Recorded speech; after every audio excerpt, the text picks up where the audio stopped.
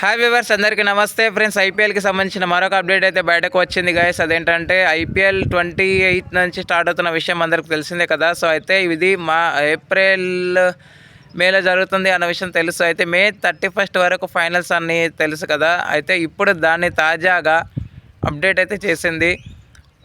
మే 31 కాకుండా మే 24 లోపే ముగించాలని అయితే తుది నిర్ణయం అయితే తీసుకున్నట్టు ఐపీఎల్ పాలక మండలి తెలపడం అయితే జరిగింది. ఇంకా షెడ్యూల్ అయితే రావాల్సి ఉంది. కాకపోతే 10 వెన్యూస్లో ఈ ఐపీఎల్ జరుగుతుంది అన్న ఒక వార్త అయితే బయటకు వచ్చింది.